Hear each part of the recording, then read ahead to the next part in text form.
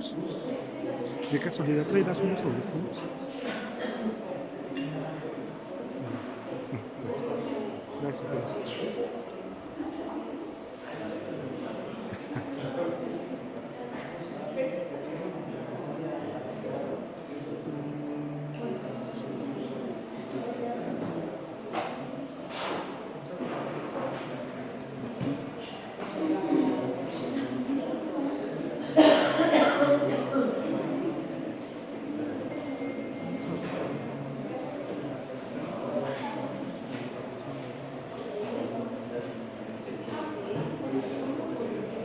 Pues para corroborar que todo esté bien.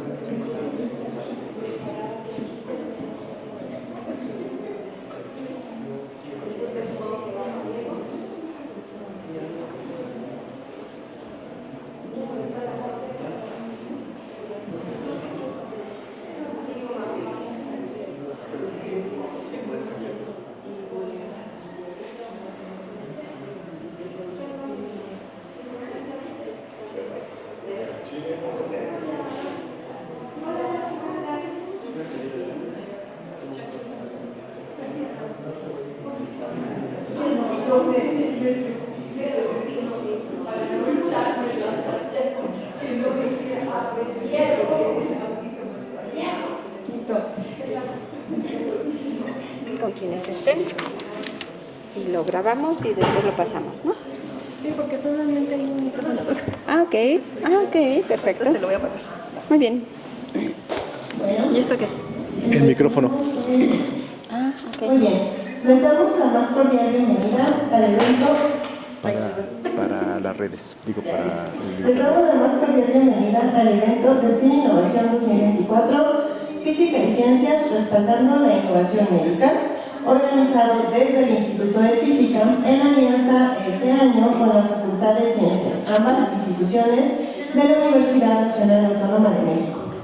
Agradecemos la asistencia al evento y le damos la bienvenida al presidio a la directora del Instituto de Física, la doctora Mercedes Rodríguez Villafuerte, a la cual les pido un aplauso.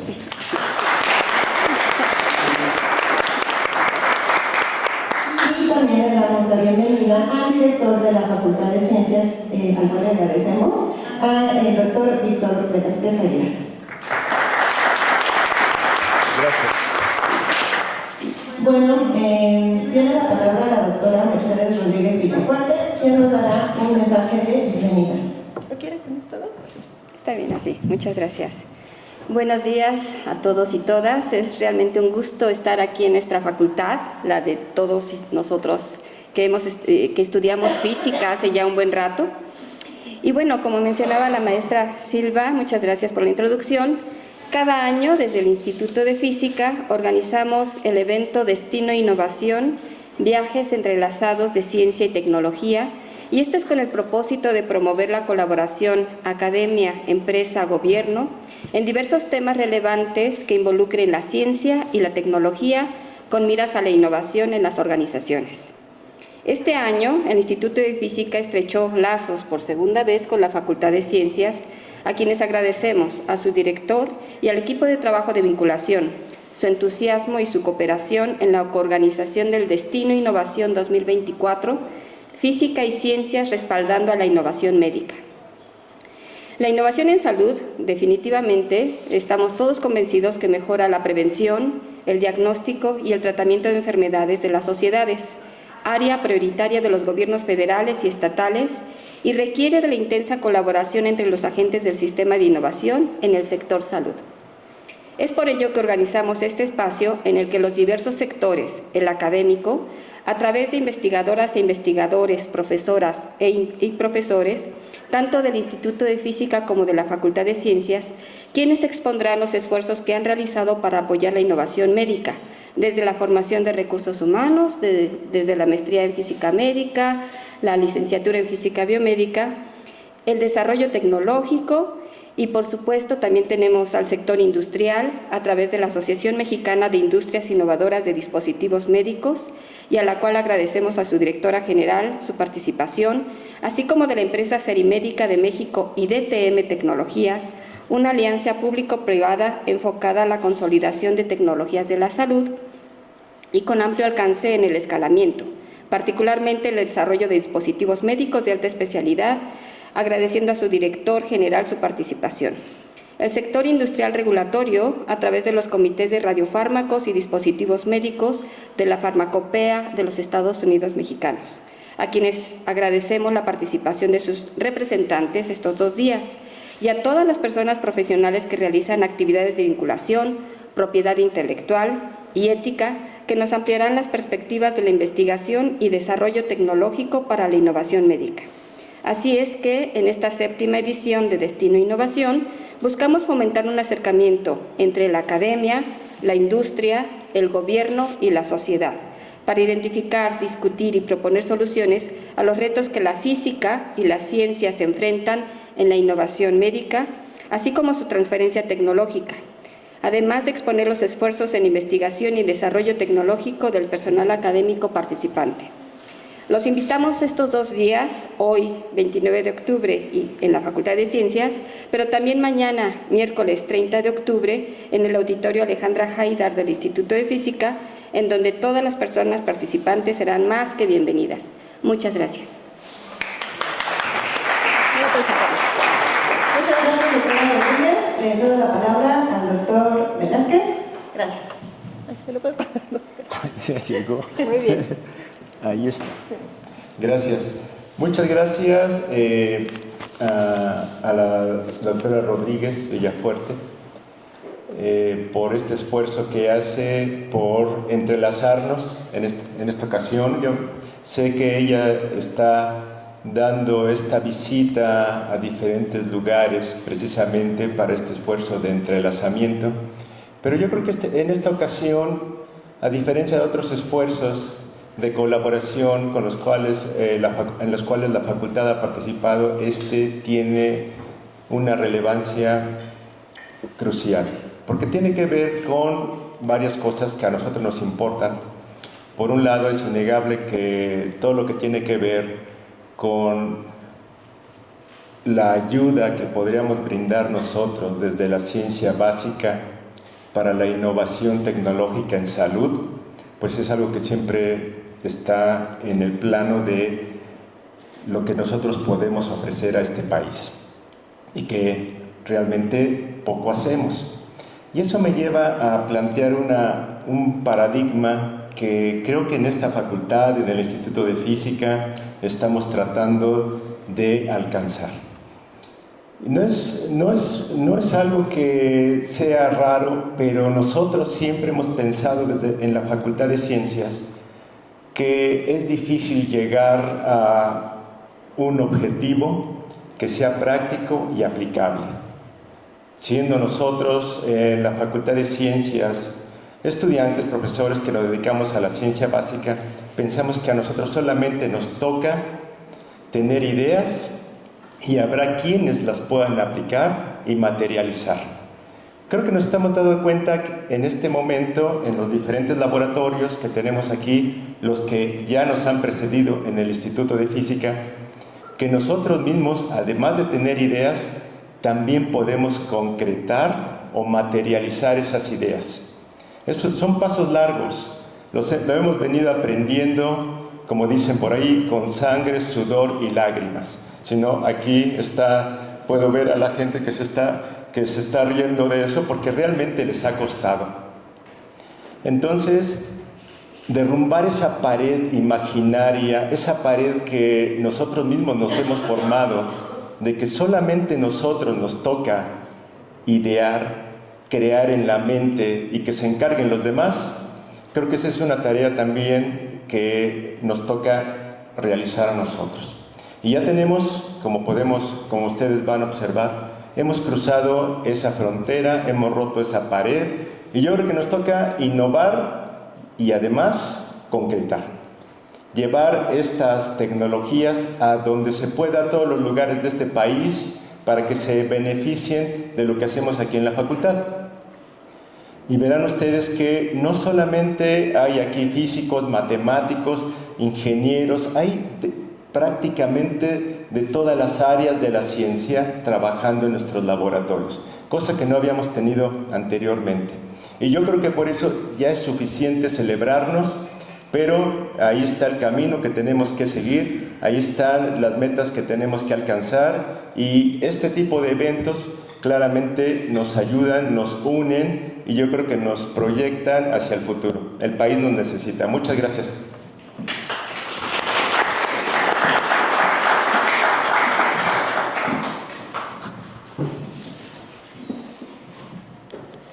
Muchas gracias. Les agradecemos la inauguración de este evento.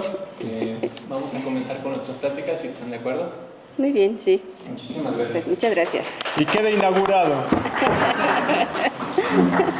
A continuación tenemos la conferencia Ciencia Básica, Innovación Pública y Soberanía Tecnológica, que será impartida por la doctora Tatiana Sokol, responsable técnica del Laboratorio Nacional de Soluciones Biomédicas para Diagnóstico y Terapia de la Facultad de Ciencias. Voy a leer su semblanza mientras nos apoya el cambio. La doctora Tatiana Sokol estudió la licenciatura de Biología en la Facultad de Ciencias de la Universidad Nacional Autónoma de México y obtuvo el doctorado en Ciencias Biomédicas en el Instituto de Fisiología Celular de la UNAM. Ha realizado estancias postdoctorales de investigación en instituciones de alto prestigio como el Instituto Max Planck para la Medicina Experimental en Göttingen, Alemania, y el Instituto de Genómica Funcional en Montpellier, Francia. También en instituciones nacionales como en el Instituto de Neurobiología y el Instituto de Fisiología Celular. Actualmente la doctora Fiordelicio es profesora e investigadora de tiempo completo en la Facultad de Ciencias de la UNAM, a la cual se incorporó desde 2005, y es miembro del Sistema Nacional de Investigadores Nivel 2. Es fundador y responsable del Laboratorio de Neuroendocrinología Comparada, y en 2015 formó parte del equipo que diseñó y fundó el Laboratorio Lansbury, donde es responsable desde 2022. En 2015 obtuvo el Premio de Salud Miguel Alemán Valdés de la Fundación Miguel Alemán AC por sus contribuciones al avance del conocimiento en temas de gran impacto en la salud. También el Premio Canifarma en la categoría de Investigación Tecnológica en 2016 y 2 veces consecutivas el Premio de Google Research LATAM 2015 y 2016, así como el primer premio de jurado del Programa de Incubación de Emprendimientos Científicos en Salud en 2023. Cuenta con un par de patentes otorgadas por el INPI y una más que se encuentra en proceso de evaluación. Además del fortalecimiento de las instituciones científicas y de la gran labor académica reflejada en su producción científica y en la formación de estudiantes de licenciatura y posgrado, la doctora Fiordelicio tiene un interés genuino, una participación entusiasta y un compromiso evidente con la divulgación de la ciencia y el impulso a la participación de las niñas y las mujeres en las disciplinas STEM. Dentro de sus logros en dicha agenda se encuentra haber impulsado la formación de la Comisión de Equidad y el grupo de académicas organizadas de la Facultad de Ciencias de la UNAM. Con la intención de mejorar sustancialmente las condiciones de salud asociadas a la pobreza y a la marginación, se ha propuesto poner al alcance de la población que habita las zonas más remotas y vulnerables de nuestro país dispositivos médicos para el diagnóstico, de bajo costo y de fácil operación.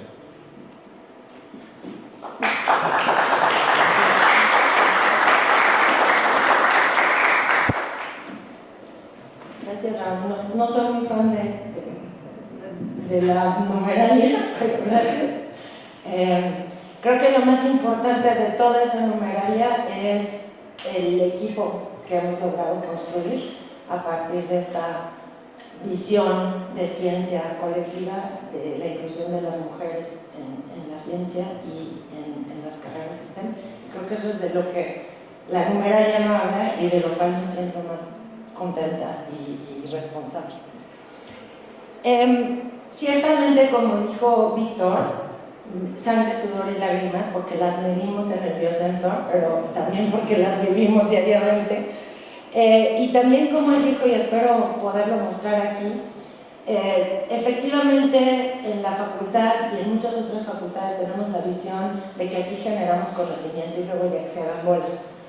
En realidad no, en realidad creo que tenemos un compromiso, los que estamos en esta universidad, con la sociedad, con la gente, somos una minoría, sí, yo diría que el 5% de la población tiene la posibilidad de estudiar en la universidad, y creo que sí tenemos un deber con el resto. Entonces, para nosotros en el laboratorio es muy importante cumplir ese deber, no nada más en las aulas, sino fuera de ellas. Voy a empezar con esta. Muchísimas gracias a todos los que colaboraron para hacer esta presentación.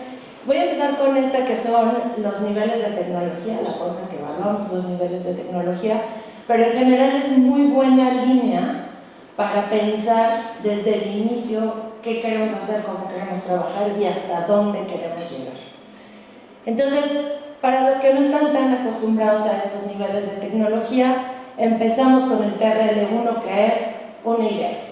Y de esas hay un montón. Todos tenemos ideas, efectivamente.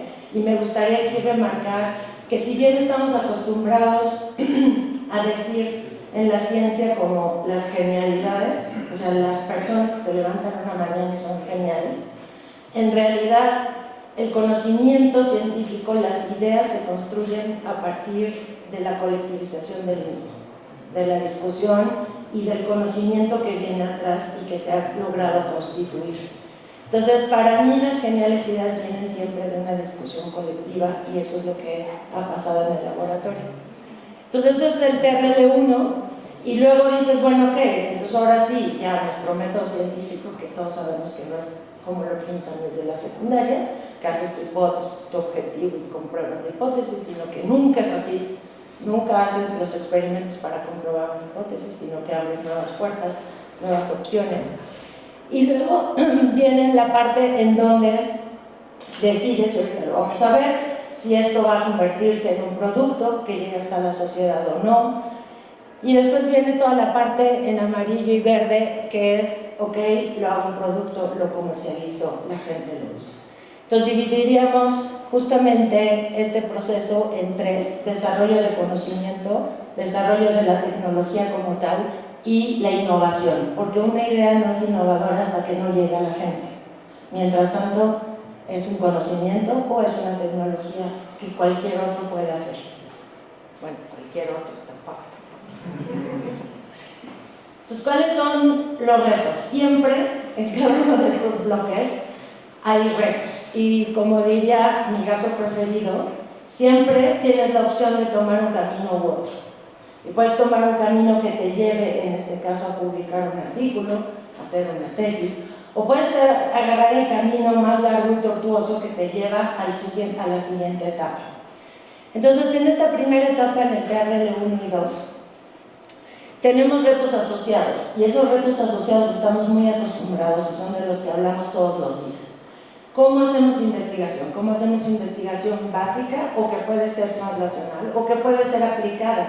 Pero ojo, no es translacional y no es aplicada hasta que no se hace aplicada. No solo con decir, esto que estoy estudiando es aplicado, pues que alguien más lo aplique. Pues no se vale tampoco, porque si alguien más probablemente no lo aplique.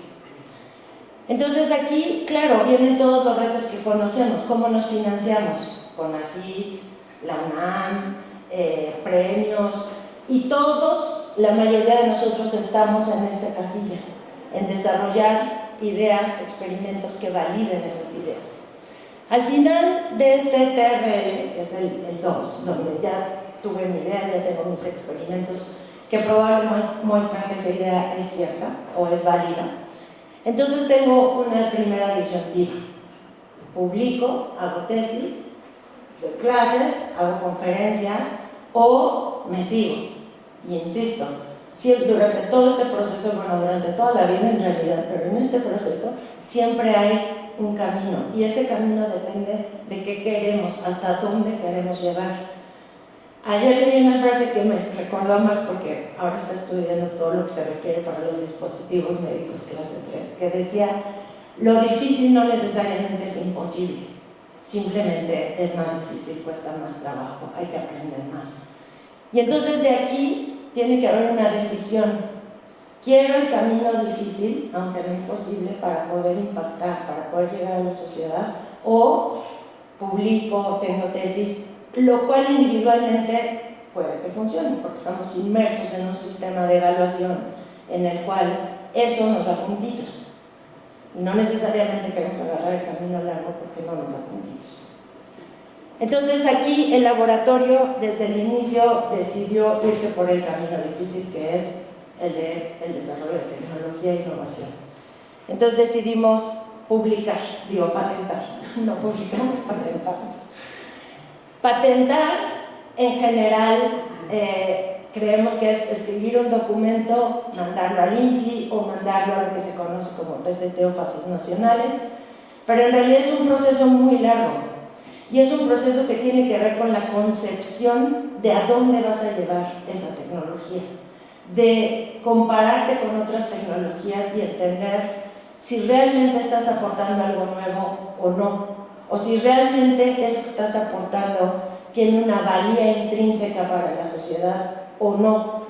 No es simplemente decir, pues tengo mi genial idea, la voy a escribir en forma de patente y la voy a presentar. Porque cuando tomas esta decisión, estás tomando la decisión de llevar más allá tus ideas.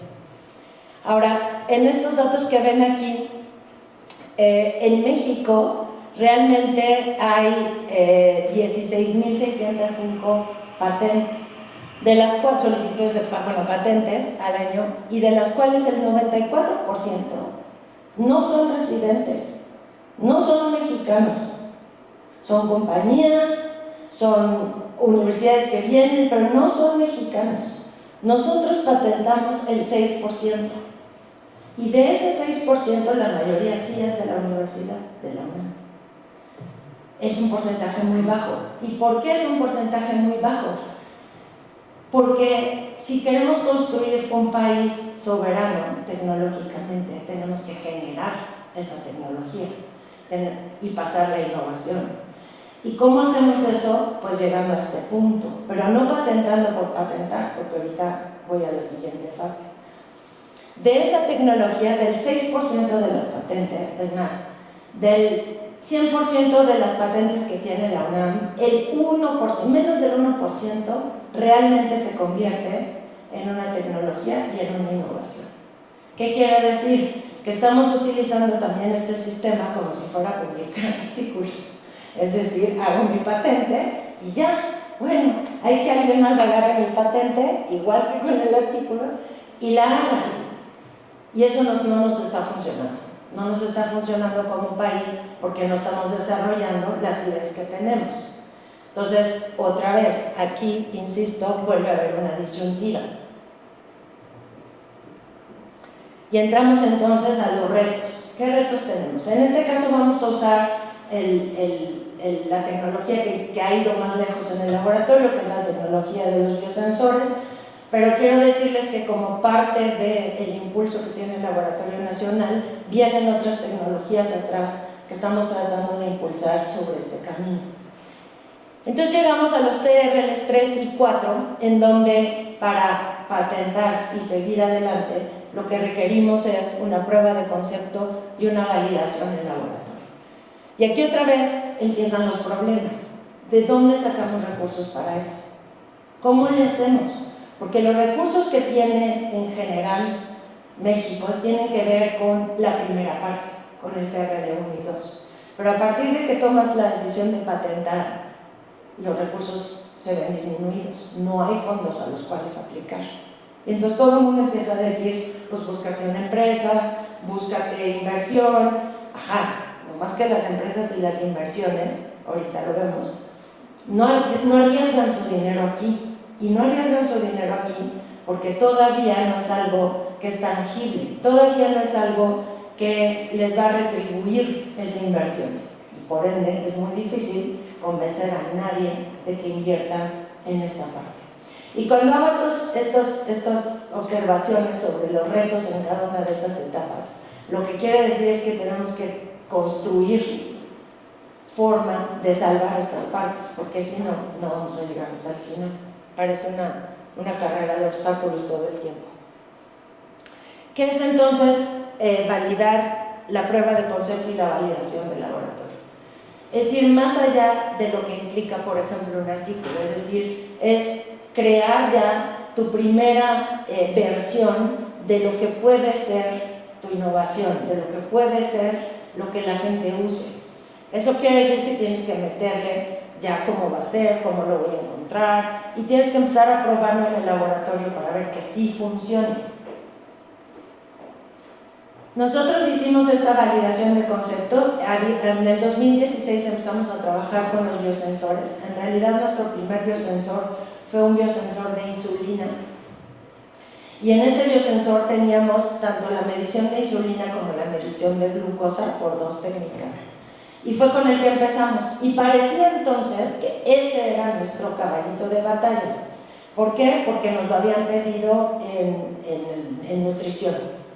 Y todo el mundo nos decía, es importantísimo medir la insulina y es importantísimo que mejoremos los métodos de medición de glucosa. Sin embargo, cuando llegamos a este punto, empezamos por otro lado a cambiar el tipo de biosensores que estábamos haciendo, porque vimos que había probablemente otro tipo de enfermedades endocrino-metabólicas que requerían que esta medición se hiciera de manera precisa, eficiente y eficaz, y que no necesariamente tenía que ver con la glucosa, porque la glucosa pues ya había muchos glucómetros. Y entonces hicimos diferentes biosensores para hormonas que tienen que ver con el hipotiroidismo, que tienen que ver con el ovario poliquístico. Pero cuando llegó la pandemia, dijimos, no, pero aquí sí podemos aportar, aquí sí podemos realmente hacer un biosensor que impacte en el momento que estamos viviendo. Y entonces nos dimos a la tarea de, en 2 meses, transformar la tecnología para poder medir ácidos nucleicos. Esos ácidos nucleicos llegamos otra vez hasta TRL2 y después teníamos que validarlo. ¿Y cómo lo validas? Necesitas un montón de muestras. Necesitas probar que tu sistema sí funciona. Y entonces empezamos la validación del concepto y a la vez ofrecimos el servicio de diagnóstico de SARS-CoV-2 más barato, de una forma más humana, más personalizada. Yo creo que algunos de ustedes pasaron por ahí, se hicieron la prueba, la seguimos haciendo, lunes, miércoles y viernes.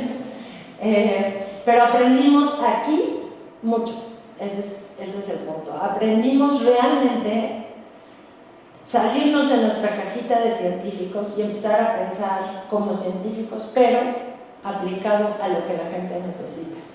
Y entonces cambia tu dinámica, y cambia tu dinámica porque necesitas hacer cosas que 42,000 personas puedan usar, que 42,000 personas que vinieron por esta facultad puedan entender y que puedan adquirir como una tecnología.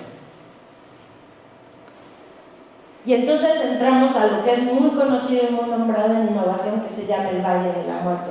En realidad, esta línea para nosotros en México tiene como 3 enormes valles, parece el cañón del sumidero, así. En realidad no es un valle, tenemos un valle en cada uno de los terrenos, en cada uno de los pasos.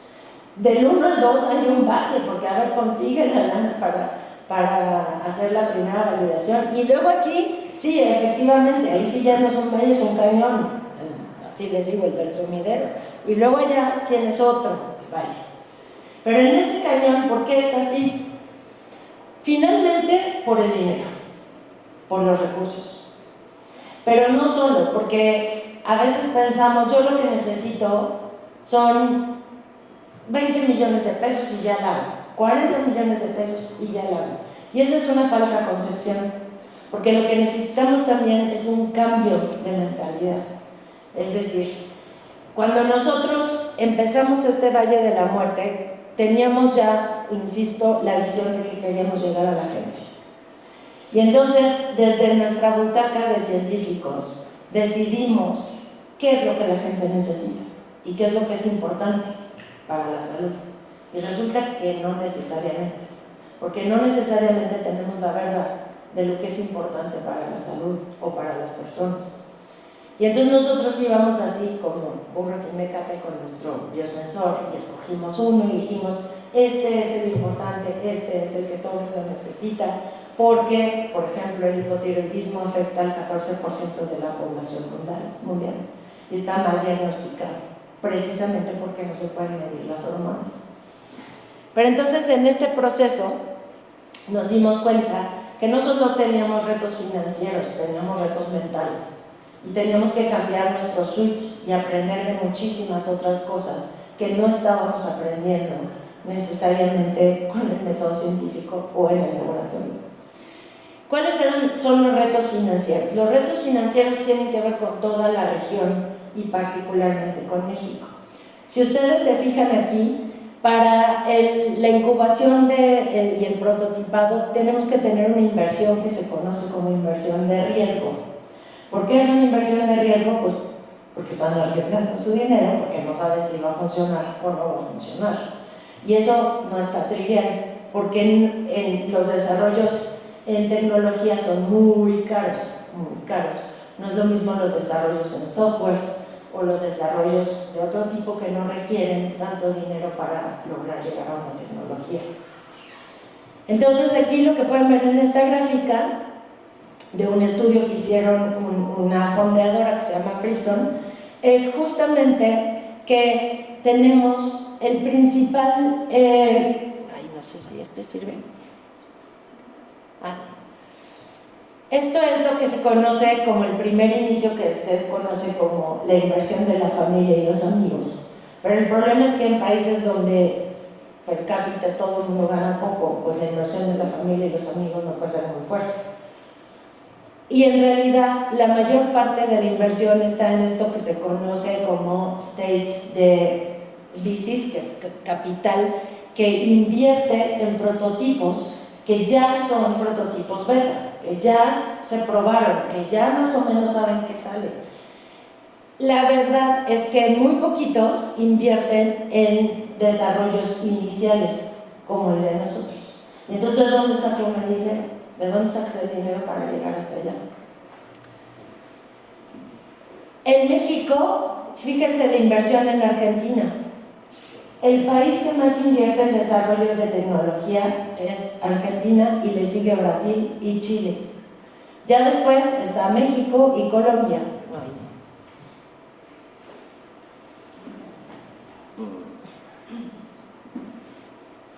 Pero para que lleguemos a estos niveles de inversión necesitamos que haya un ecosistema de inversión en México. Necesitamos que las empresas mexicanas y el gobierno mexicano decidan generar este camino.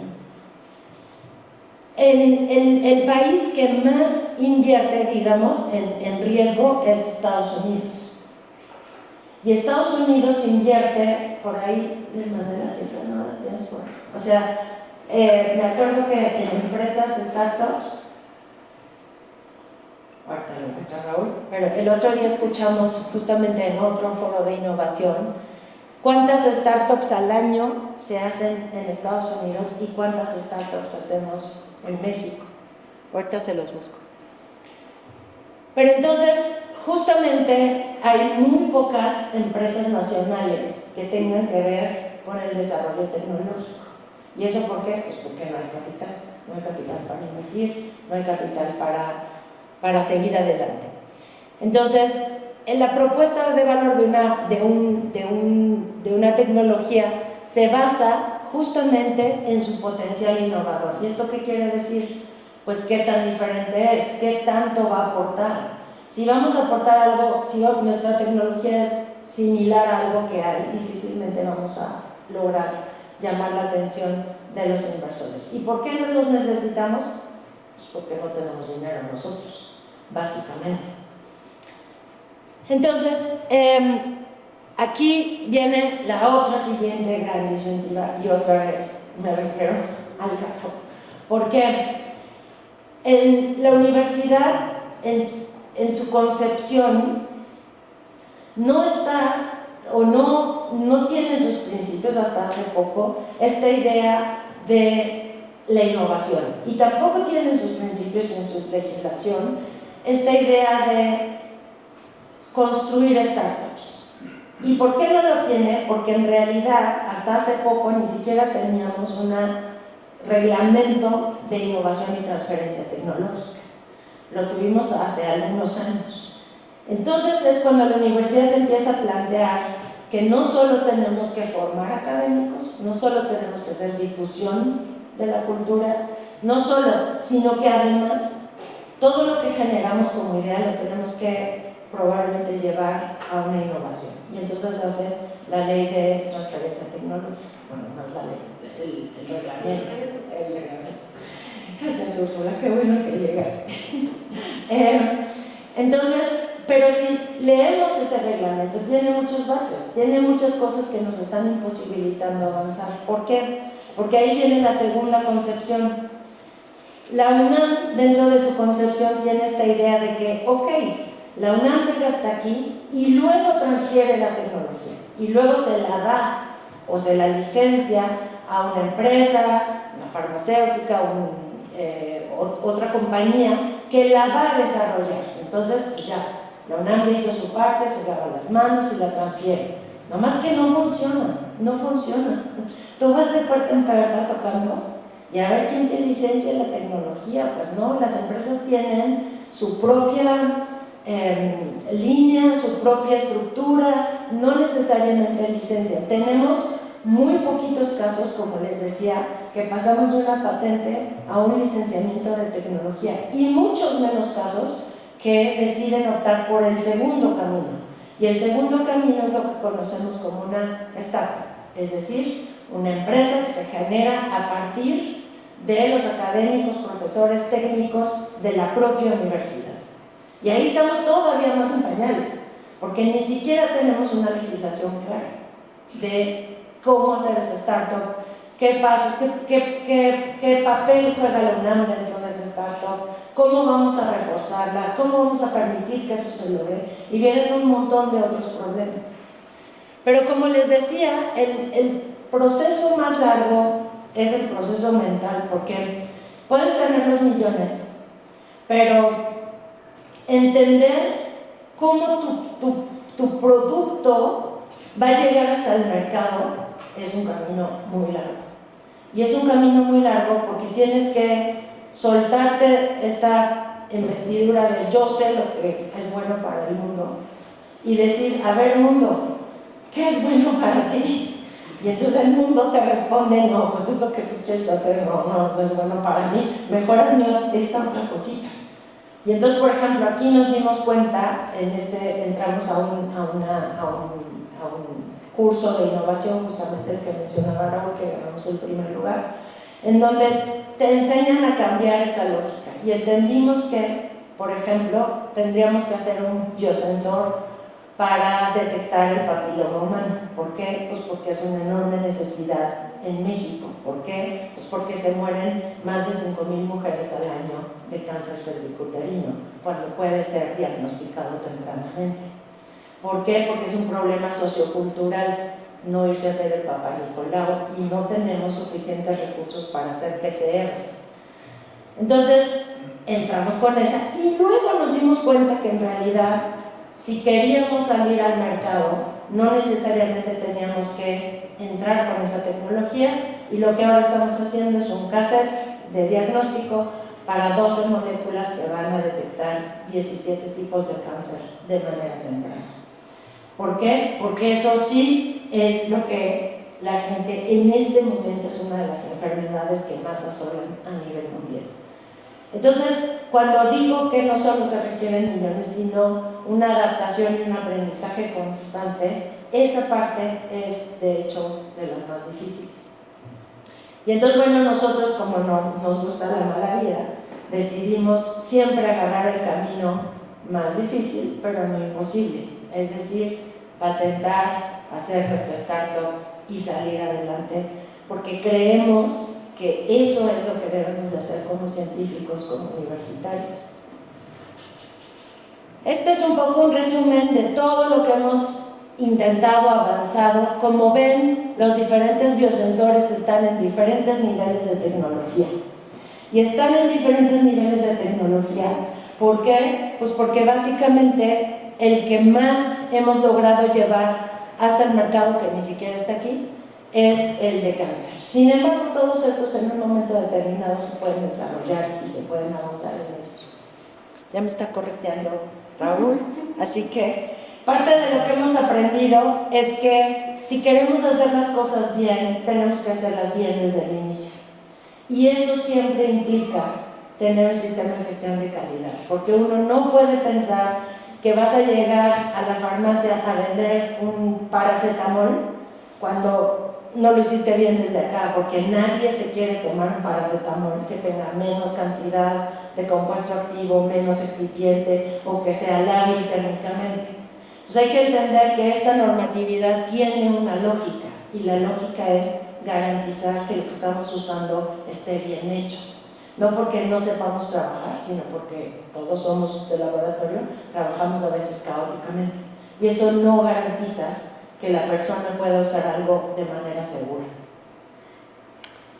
Entonces, ¿qué hacemos en el laboratorio? Pues buscamos oportunidades, evaluamos las ideas, las necesidades, después tenemos un producto mínimo viable que tenemos que mandar, prototipar, probar, validar, y después viene toda la última parte que tiene que ver con los licenciamientos, con los socios, con los spin-offs. Esto es lo que estamos tratando de hacer con todo lo que hacemos en el Laboratorio Nacional, que tiene que ver con ideas, necesidades, diseño, fabricación, caracterización física y biológica. Obviamente lograr esto tiene que ver con lo que ahora le llamamos un ambiente de innovación, pero el ambiente de innovación es enorme, enorme, y tiene que ver con recursos, tiene que ver con impulsores, con validaciones estadísticas, con proveedores, con asociaciones, con obviamente el sector salud, y también internamente con un montón de actores. Por ejemplo, nuestro producto estaba feísimo, horrible, ni quien lo fuera a usar. Claro, pues fuimos a la CIDI de arquitectura, pues oigan, ¿ustedes saben hacer eso? Pues vénganse, vamos a hacerlo mejor. Pero también aprendimos mucho del modelo que tienen en la VQ con Úrsula. Obviamente Flor, Mónica y Luz nos han ayudado enormemente en el sistema de gestión de calidad. Entonces son cosas que hay que aprender, implementar si queremos llegar lejos.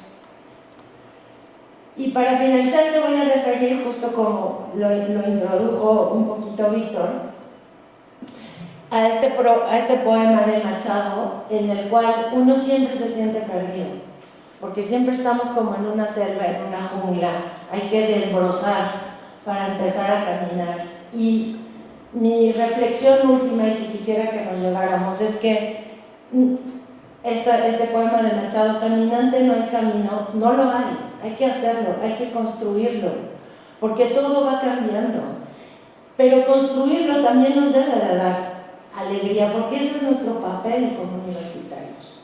No solo tener buenas ideas, sino construir caminos que nos permitan avanzar como país. Y entonces yo diría que hay estelas en la mar, porque sí tenemos referentes, pero esos referentes tenemos que agruparlos, tenemos que caminar juntos. Y sobre todo, la parte de este poema que creo que es importante, es que tenemos que darnos el tiempo de estos foros, esta discusión, que quede asentada, para que cuando volvamos la cabeza para atrás, ya haya un camino y no estemos topando con pared permanentemente, y que los demás puedan caminar ese camino. Entonces, decirles a los del laboratorio, ahí vamos, tomamos las opciones más difíciles, pero lo que hay que tener como orgullo en la facultad es que estamos haciendo este camino junto con otros, y que eso nos va a permitir, como dice el título de la plática de hoy, pues generar una soberanía nacional, que es lo que queremos finalmente, una soberanía tecnológica. Y ya, es que no se quedan los QRs, pero les quería poner los QRs, pero no se ven los QRs.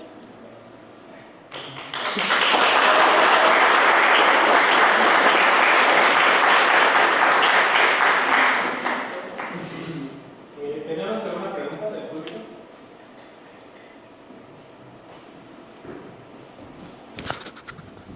El micrófono para la grabación.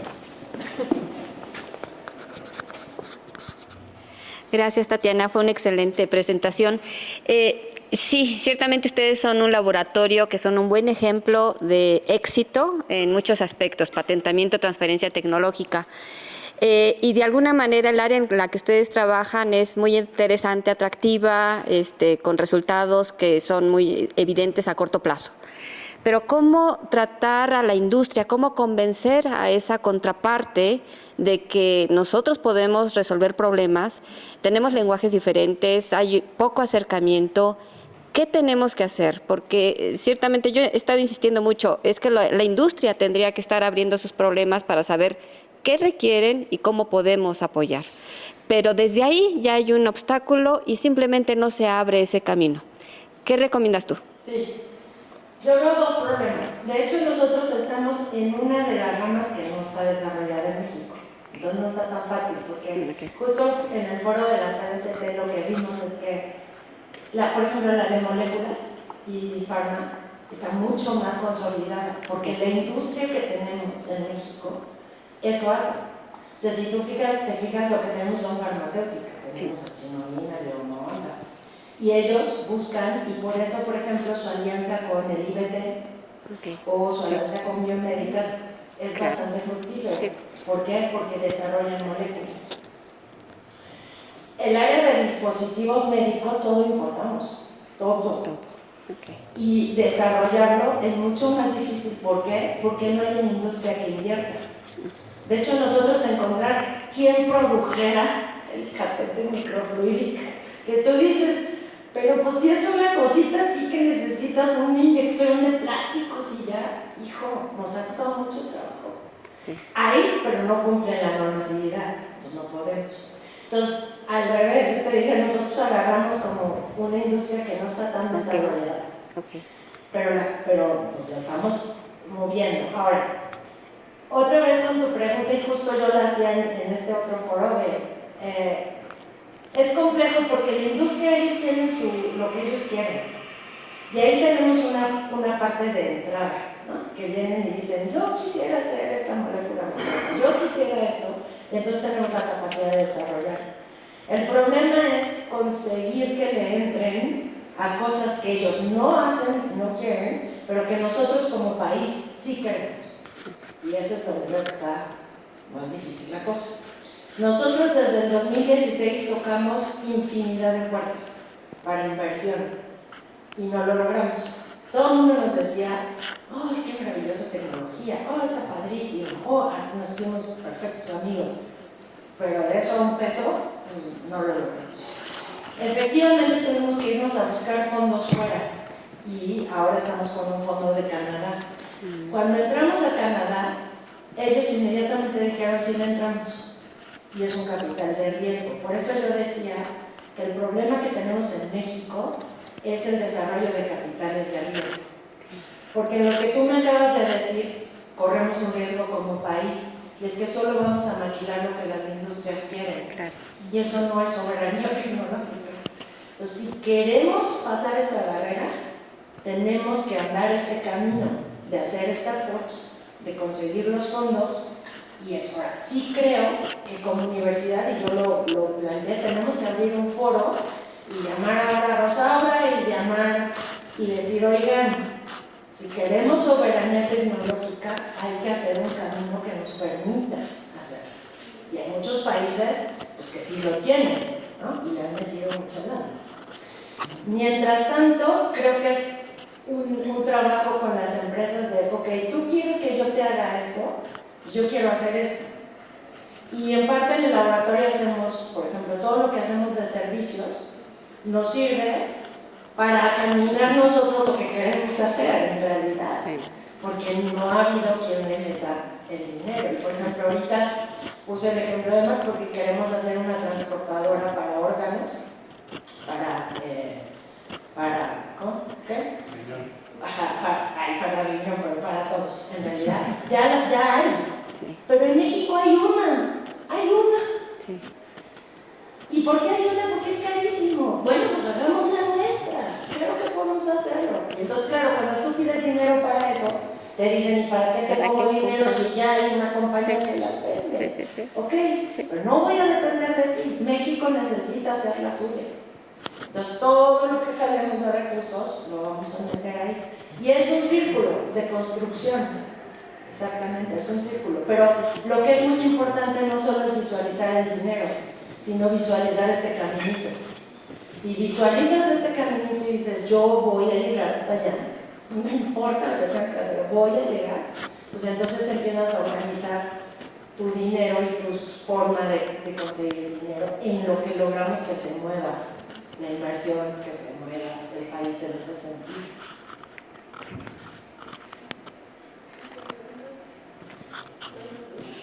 ¿Hay alguna otra pregunta? Por allá.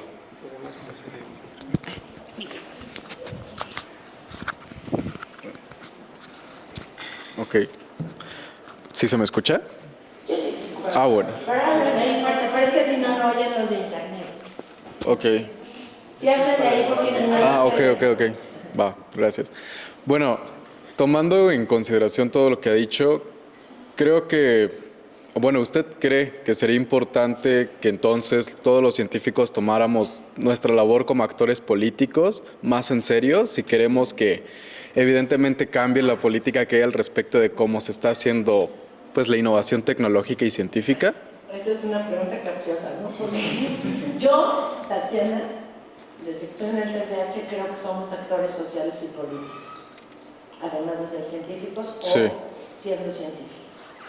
Creo que todo lo que hacemos o todo lo que deberíamos hacer tiene que ir encaminado no solo a generar conocimiento, sino a generar una transformación. Y específicamente nuestro país es un país que tiene altos índices de pobreza, 60 al 70% de la población son pobres. Entonces sí creo que como científicos tenemos un deber social. Y ese deber social lo podemos hacer, podemos publicar nuestro artículo de ciencia básica, muy bien, eso es conocimiento, pero tenemos otras capacidades. Por ejemplo, yo siempre les digo, la biología molecular, no me gustaba nada, me van a notar los que hacen genética, nada. Yo hacía neuroendocrinología, en mis ratos libres ahora, hago hormonas, hago fisiología. Cuando llegó la pandemia, me paré con ellos y les dije, miren, a mí esto del PCR me choca, pero ¿sabemos hacerlo? Sí. ¿Nos enseñaron a hacerlo? Sí. ¿Tenemos el conocimiento para hacerlo? Sí. Pues vamos a hacerlo. Porque es imposible que nos sigan cobrando diagnósticos de 5,000, 4,000 y 3,000 pesos cuando cuestan 500. ¿Tenemos la capacidad? Sí. ¿Tenemos el cerebro? Sí. Pues órale, nomás hay que ponerlo a hacer las cosas. Y me puse a hacer PCR y acabamos haciendo pura biología molecular, que no es lo que a mí me fascina. Pero eso me enseñaron en esta facultad. Entonces creo que ahí es donde hay que entender que, pues no nomás lo nuestro así chiquito que estamos haciendo. Si tenemos otras capacidades hay que hacerlas. No sé si te contesté. Bueno, sí, más o menos. O sea, a lo que quería llegar justo es que si entonces todos los científicos deberíamos de tomar una postura política más fuerte de la que estamos acostumbrados a hacer. Porque justamente muchas de esas cosas en la facultad o en cualquier ámbito científico como que nos gusta hablar de, es que estaría bien, pero ya no me corresponde. Porque soy científico, no político. Entonces, ¿no deberíamos de inmiscuirnos también un poco más, aunque sea un poco más fuerte en ello? Sí. Respuesta corta, sí. Ok. O sea, yo hago eso porque yo creo que es lo que tenemos que hacer. Sí. Pero Ok. no le puedo decir a los demás. Ok, no, sí está bien. Bueno, pues no hay otra duda. Muchísimas gracias, doctora.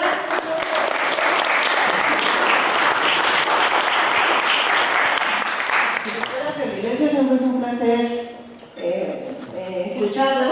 Entonces, le entregamos la constancia al Instituto de Física y la Facultad de Ciencias de la Universidad Nacional Autónoma de México.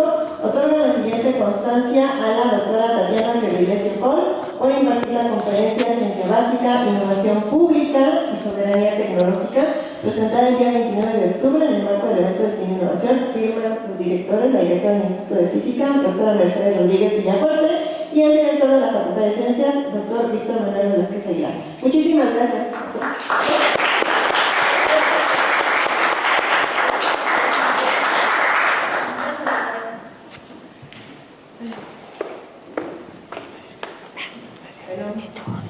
Muchísimas gracias por permanecer.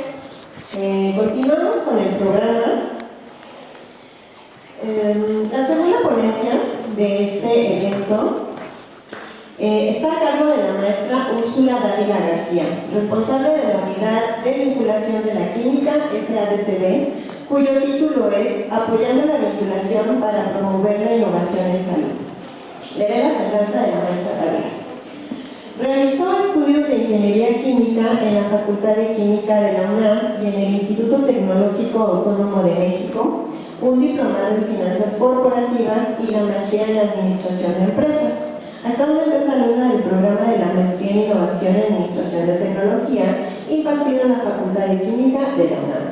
Ha desarrollado su carrera profesional en diversos ámbitos. Entre 1990 y 1995 colaboró con Banco Santander Investment en el área de finanzas corporativas en proyectos que incluyeron financiamientos para empresas de industrias como la minera, la química, de alimentos, financiera, de telecomunicaciones, entre otros. El desarrollo de un proyecto para la apertura de un nuevo banco en México. En 1995 se integró al área de fusiones y adquisiciones de Banca Servín, designado banco agente en la privatización de Ferrocarriles Nacionales de México, y estuvo encargada del seguimiento de los procesos de licitación, de elaboración de los prospectos informativos y las evaluaciones financieras de las 4 empresas que fueron licitadas y de la integración del archivo documental del proceso. Disculpe que me vaya a saltar un poco. Desde 2015 es la responsable de la Unidad de Vinculación de la Química SADCB, en donde colabora con un equipo de 7 personas. Con la VQ apoyan a la Facultad de Química a desarrollar proyectos en colaboración con la industria. Apoyan a los investigadores en la elaboración de propuestas y evalúan los desarrollos e investigaciones a fin de determinar su potencial comercial y estrategia de promoción para posibles transferencias de tecnología. Desde 2020 fue nombrada directora ejecutiva del patronato de la Facultad de Química de la UNAM, apoyando en la coordinación de las actividades de recaudación de recursos y vinculación desarrolladas para apoyar a la Facultad de Química y, desde su largo CV, no se preocupen, desde 2022 es miembro de la Junta de Gobierno de la Fundación México-Estados Unidos para la Ciencia, apoyando en temas financieros para vigilar la operación y continuidad de la entidad. Entonces, como ven, tenemos un currículum muy extenso. Le dejamos la palabra, maestra. Gracias. Buenos días a todos. Listo. Pues sí, la vida me ha llevado por diferentes lados, de partir de una carrera científica, moverme al ámbito financiero y luego utilizar toda esa experiencia para lo que estoy haciendo hoy. Es una de las cosas más divertidas que estoy haciendo en la vida, la verdad. ¿Qué es la unidad de vinculación de la química? A ver, hace más de 34 años, egresados de la Facultad de Química decidieron establecer un patronato. Un patronato es una asociación civil sin fines de lucro que buscaba desde entonces recursos adicionales para la Facultad de Química. Como todos ustedes saben, lo que nos otorga el gobierno federal a la UNAM es absolutamente insuficiente. Y el patronato con sus egresados decidió organizar esta asociación civil y buscar recursos adicionales. Con esos recursos adicionales se han hecho muchas cosas. Ustedes me preguntarán allá y bueno, desde construir edificios, remodelar laboratorios, remodelar las instalaciones, poner elevadores o cambiar las fachadas. Construir hasta ahorita llevamos de parte del conjunto de IE, el edificio Mario Molina y ahora 2 pisos de un edificio nuevo que se está construyendo. Son recursos muy importantes para la facultad, pero las cosas no se quedaban ahí. En 2009, siendo el doctor Eduardo Bárcena nuestro director, le pidió al patronato que buscara una manera de vincular de una manera más eficiente con la industria. La industria, como ustedes bien lo mencionaron ahora, son muy complicados, son muy diferentes a lo que nosotros dentro de la universidad vivimos. Tiene sus propios intereses, sus propias líneas de investigación, sus propios desarrollos, evidentemente enfocados a temas de requerimientos y de necesidades del mercado, que no necesariamente son tan útiles para lo que nosotros hacemos en la universidad. Sin embargo, todo el conocimiento que hay en la universidad, y específicamente para nosotros en Facultad de Química, es un conocimiento muy útil para la industria. Y entonces se convertía en una manera adicional de vincular y de quizá buscar con estas empresas los donativos que queríamos, pero las empresas nos decían, te doy 1 o 2 millones de pesos, y yo quisiera utilizar todo el conocimiento que hay en facultad para temas más prácticos. Quiero que me ayuden en los problemas que tengo, que me solucionen un análisis que no puedo realizar, que me ayuden con una consultoría porque tengo un problema en planta. Y de ahí surgió la idea de establecer esta unidad de vinculación. Básicamente es una empresa, es una SADCB con todas las de la ley, paga sus impuestos, presenta sus estados financieros, la auditan todos los años, presentamos todos los reportes de, digamos, de compliance que ustedes se puedan imaginar, pero bueno, desde 2011 existe la empresa. La empresa tiene ya más de 10 años y básicamente se especializó como una oficina de transferencia de tecnología. Esa fue la concepción original, hicimos todo el proceso para que nos acreditara con la CIT y la Secretaría de Economía, en esa época todavía no lo estaba, pero ¿por qué nos permite la UNAM trabajar con la UNAM por este esquema tan particular que tiene?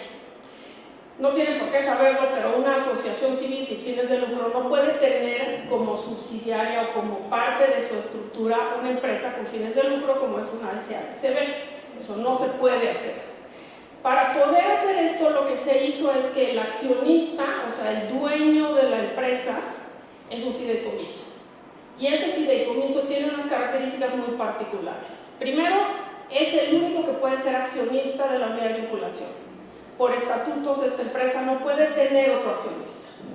En México se necesitan 2 accionistas para constituir una empresa, entonces uno es el fideicomiso, el otro era el presidente del patronato en ese momento, el ingeniero Jaime Lomelí, quien cedió sus acciones, las endosó, para no tener de alguna manera ninguna injerencia en la operación de la empresa, y es un porcentaje mínimo. El 99% del fideicomiso, 1% del ingeniero Lomelí, que después con los abonos de capital ya se diluyó a prácticamente nada. Entonces, realmente el único dueño es este fideicomiso. ¿Qué características tiene el fideicomiso? El único beneficiario de ese fideicomiso es la Universidad Nacional Autónoma de México a través de la Facultad de Química. ¿Qué sucede? Que si ustedes piensan en que la unidad de vinculación genera utilidades y genera dinero, el único lugar al que pueden ir es a este fideicomiso, y de ese fideicomiso el único lugar al que puede ir es a la universidad. Este es el esquema que nos permite operar. Sin este esquema, la universidad hubiera dicho, oye, espérame, ¿cómo voy a tener una empresa que genera utilidades haciendo beneficio de mí? Pues no se vale, ¿no? No va con la universidad. Lo podríamos haber hecho en una universidad privada, probablemente, seguramente el TEC de Monterrey tiene esquemas similares, pero nada en la universidad. Este esquema nos permite operar. Para poder hacer esto, bueno, como les decía, no hay una persona física o moral que se beneficie de esto que no sea la universidad. ¿Quién es mi gobierno corporativo? Y Tatiana ha aprendido muchísimo de esos temas. El patronato es mi gobierno corporativo. Yo tengo un consejo de administración al que le tengo que reportar cada 3 meses. A mí me auditan todos los años, como auditan al patronato, auditan a la unidad de vinculación, y presento mis resultados, y dentro del comité de vigilancia al que se le presentan estos resultados está el director de finanzas de la Universidad Nacional. Le presento mis resultados a Fundación UNAM, le presento mis resultados a la UNAM a través de la Dirección de Finanzas, y en todas las reuniones y las decisiones importantes está siempre presente como observador y con su opinión muy valiosa el director de la facultad. Dentro del Consejo de Administración está el doctor Barnés, están los miembros del Consejo Directivo del Patronato y otros miembros importantes que nos ayudan a llevar esto de la mejor manera posible. Entonces, como se imaginan, esto no es que yo maneje la empresa y haga lo que me da mi gana. En realidad así no puede funcionar, porque yo me debo a la universidad y en este caso a la Facultad de Química. Cuando a mí me llamaron a trabajar en la unidad de vinculación, me presentaron este esquema que yo no entendía demasiado bien. ¿Se acuerdan? Yo vengo de estudiar ingeniería química, luego estudié finanzas y luego hice evaluación de proyectos. Pero en realidad yo no había hablado jamás de startups y de spin-offs y de desarrollo tecnológico y de innovación y de transferencia de tecnología. Esos eran temas totalmente nuevos para mí, hace 10 años que yo entré a trabajar aquí. Y me dijeron, esta unidad de vinculación lo que tiene que hacer es establecer startups con los desarrollos de Facultad de Química. Y Tatiana se debe haber reído carcajadas igual que yo cuando lo entendí, porque el avance de los desarrollos en Facultad de Química es lo mismo que decía Tatiana hace rato. Uno, no todos estaban hechos bien desde el principio, y ahora me voy a referir a esto un poco más. Segundo, tenían un grado de avance pues muy pobre, estábamos en TRL 2, 3, 4 en el mejor de los casos. Y de eso poner una empresa, nos faltaba muchísimo camino. Pero entonces me decían, bueno, y si no vas a hacer startups, pues ¿qué vas a hacer? Porque esto le cuesta al patronato y implica que si le cuesta al patronato le dejo de dar dinero a la facultad y eso no se puede. Entonces tienes que hacerlo autosustentable. Entonces, de este esquema, lo único que logramos hacer, y Tatiana también lo conoce muy bien, es establecer una primera subsidiaria, una primera spin-off de la UNAM, que se llama BIOC. Esta BIOC, como la conocemos, porque hace estudios de biocompatibilidad y biocompatibilidad, es el brazo comercial de una unidad en la Facultad de Química que se dedica a hacer estudios de seguridad y eficacia. La UNIPREC es verdaderamente de los laboratorios estrella que tenemos en la universidad, no solo en la Facultad de Química, y deberíamos conocerlos todos. ¿Por qué? Porque quien quiera hacer desarrollos en salud va a tener que pasar por UNIPREC, sí o sí. Los estudios de seguridad de dispositivos médicos, de moléculas, de desarrollos tecnológicos, de fármacos o de biotecnológicos, tienen que pasar por un estudio de seguridad y eficacia. ¿Qué particularidad tiene UNIPREC? Que además es un laboratorio que está certificado en buenas prácticas de laboratorio de la OCDE. ¿Qué quiere decir eso? Que si hacemos los estudios en UNIPREC, tienen validez en cualquier país firmante de la OCDE, 40 y tantos países. Y está alineado a las normas de la FDA. Entonces también podemos presentarnos ante la Autoridad Sanitaria de Estados Unidos. Esto nos abre un mar de posibilidades. Requerimiento importante: tienen que estar hechos bien desde un principio. Si no están bien desde un principio, no podemos llegar a los preclínicos en animales o en líneas celulares y de ahí no podemos pasar al clínico. Ahorita avanzaremos un poco más en eso. BIOC ha sido medular para UNIPREC. ¿Por qué? Porque le ha permitido trabajar con la industria de una manera más eficiente. La industria, como les decía, yo sé que no es fácil. ¿Cómo logramos que la industria se entere de lo que hacemos? Hablando con ellos. No hay otra manera.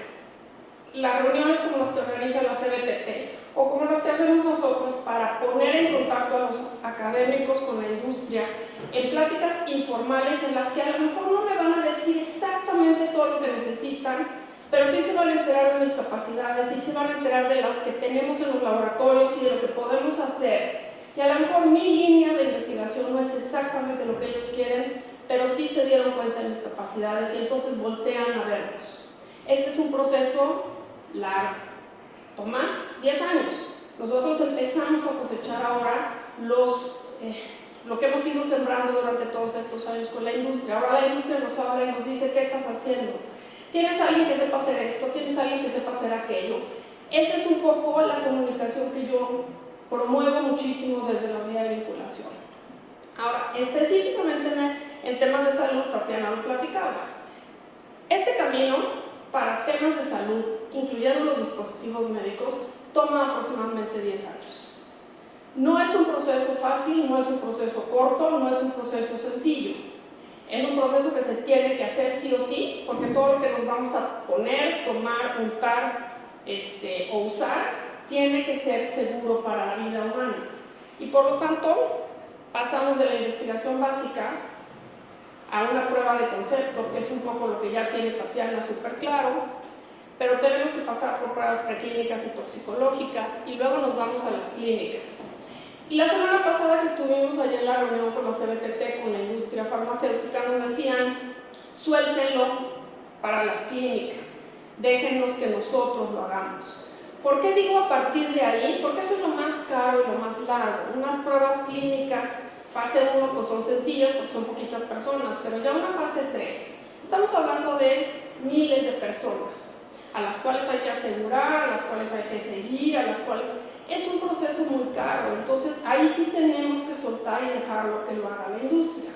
Pero cuando hemos querido transferir a la industria nos preguntan sobre justo la fase de preclínica, si nos dicen cómo hiciste tus estudios de eficacia. Y si la respuesta es los hice en mis animalitos en mi laboratorio, sin ninguna certificación, sin ningún sistema de gestión, es muy difícil que la empresa diga, ok, yo lo tomo y de aquí para adelante. Normalmente lo que te dicen es, perdón, pero los tengo que repetir. ¿Y dónde los van a ir a repetir? A la UNIPREC. O se van a ir a Estados Unidos o Alemania. Pero los que ya nos conocen y trabajamos con toda la industria farmacéutica, con Silans, Joseín, Chinoí, Lyon, ustedes nómbrenlos, ahí han pasado por la UNIPREC, ya nos conocen. ¿Qué ventaja tiene la UNAM? Que están en casa. Y la directora de la UNIPREC siempre se suma a los proyectos diciendo, oye, bueno, pues súmame a tu desarrollo, no tiene ninguna bronca, hagamos los preclínicos y no te va a cobrar lo que le cobra a la industria. Nos va a cobrar dentro de casa lo que puede ser que algo en la UNAM sí vale la pena, se le apueste. O lo podemos ver dentro de casa. Hasta ahí creo que podemos hacer muchas cosas dentro de la universidad. Y ahorita les voy a explicar la siguiente parte que vale la pena. Pero esto es hablando de proyectos que quieren llegar a ser innovación y transferencia de tecnología. Pero como sabiamente dijo Tatiana hace un rato, todo esto requiere dinero. Es una tristeza y una desgracia, pero así es. Entonces, para poder hacer todo esto que les digo y poderle apostar a desarrollos de la UNAM, de nuestra propia facultad o de otras facultades, en UNIPREC se han desarrollado cosas del Instituto de Química o de Fisiología Celular, de Biomédicas o del IBT. Ahí lo han sumado para avanzar tecnológicamente. Pero para poder cubrir con todo ese recurso que se requiere y poder apoyar y tener algo de dinero para todo esto, se hace este esquema. Y Tatiana lo describió también. Hacemos servicios para la industria. Lo hacemos de esta forma. Lo que hacemos es que las empresas nos preguntan o nos piden, nos dicen qué requerimientos tienen, nosotros lo vemos con UNIPREC o con cualquiera de estas otras entidades. Trabajamos con veterinaria, con el IBT, con biomédicas, con muchas otras entidades. ¿Por qué? Porque el proyecto nos lo piden en una sola entidad para que sea una sola contratación y de ahí nosotros distribuimos la contratación a quien se necesite. Entonces, si es un biotecnológico, el IBT nos hace la caracterización y en UNIPREC hacemos los estudios de eficacia. Si es un dispositivo médico, pues sumamos las fuerzas de quien se requiera. Esa es un poco la idea de lo que estamos nosotros haciendo y ayudándole a la Facultad de Química a sumar y a las otras entidades a las que sumamos, sumar estos recursos indispensables que se necesitan. ¿Cómo me permiten a mí hacer esto con Biocel? Yo tengo un convenio firmado con la UNAM para poder ofrecer sus servicios, para poder que me permitan contratar los servicios con terceros, contratárselos a la Facultad de Química y entregar los estudios al tercero de forma transparente. Hemos firmado en este esquema no menos de 40 o 50 proyectos, con entidades mexicanas, con entidades en el extranjero, y quizá la más relevante de todas, quizás son dos. Un estudio de un candidato vacunal, una toxicología para Baylor College of Medicine en Estados Unidos, que sale precioso el estudio y con el cual ellos van a irse a un clínico. Y el otro proyecto que hemos firmado a través de BioC es con la Coalición para la Prevención de Epidemias en Noruega. El CEPI, the Coalition for Epidemic Preparedness Innovation, que está en Noruega, es una entidad mundial que es la que se encarga de desarrollar vacunas para una nueva epidemia emergente. La misión del CEPI es entregar una nueva vacuna en menos de 100 días. Cuando es una epidemia, se imaginarán que esto es un reto gigantesco. Tiene fondos del Banco Mundial, de la Organización Mundial de la Salud, de la Fundación Gates. Quien ustedes nombren está dentro del consejo del CEPI. Y el CEPI lo que hace es decir, ok, hay candidatos vacunales para COVID, había muchísimos candidatos vacunales.